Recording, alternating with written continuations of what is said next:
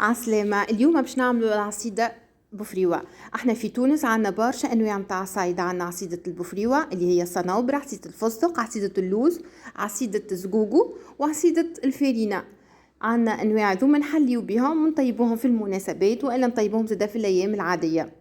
المكون الرئيسي متاع العصيدة متاعنا اليوم هو البفريوة اللي هي الصنوبر. نقوموا بتعريجها بالكدا بالكدا بالكدا اللي الكعبة القلب متاعها من داخل كي نحلوها في سنين نلقاوه ولا دوري غماق، ماشي تحرق اما ناكد مش تحرق غماق، لونها ماشي يغمق على الاخر، خاطر وقتها نتحصلوا على جو قويه بنينه وهي اللي تعزز لنا النكهه هكا. الدرجه نتاع تطيب البفريوه قبل ما نرحيوها هذيك اللي تعزز النكهه نتاع البفريوه ويكون لونها زاد مزيان.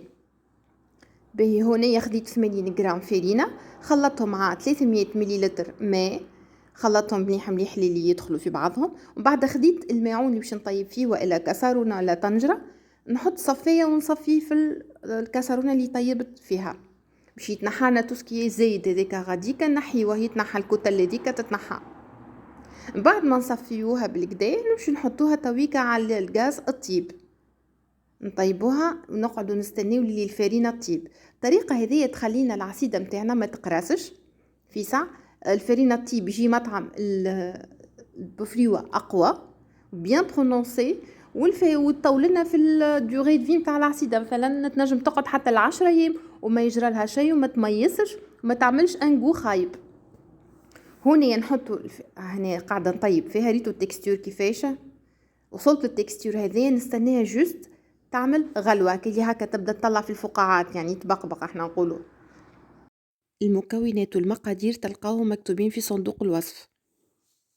ما تنسيوش تشجعوني وتشتركوا في القناة وتحطوا لي لايك إن عجبكم الفيديو. لفت تويكا بقبقت الفرينة يعني عملت فقاعات المزيج هذيا، نمشوا نزيدوا 200 غرام بفريوة متاعنا.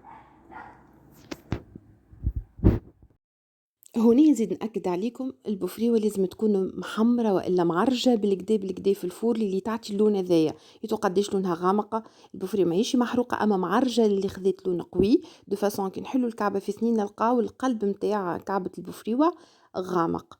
هذا يخلينا الجو بيان برونونسي وتعطي بنة بالكدا وتعطينا لون مزيان.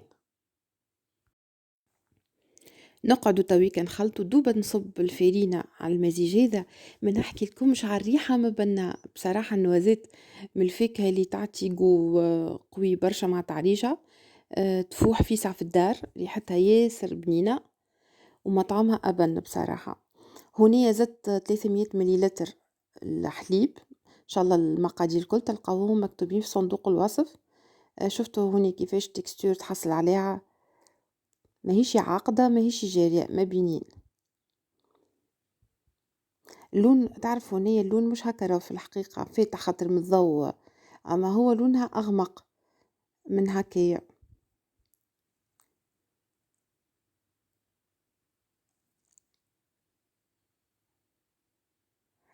نورمالمون ما نقصوش على التحريك لكن انا هوني جوست قصيت باش نوريكم هكا بدات تعمل في الفقاعات معناتها طابت تويكا النوازات. في المرحلة هذه وقتها انا نصب السكر. هوني صبيت انا كمية السكر، انا هوني حطيت 180 جرام سكر. تنجم تمشي حتى 200 جرام انا نحبها حلوة ومن 150 الفوق انتي والحلاوة اللي تحبها. شفتوا هوني لونها كي طفيت الضوء كيفاش غماقة، ما هي اغمق في الدنيا من هكاكا. نقعد هوني نخلط بالكدا السكر اللي يتحل الكلو ويطيب.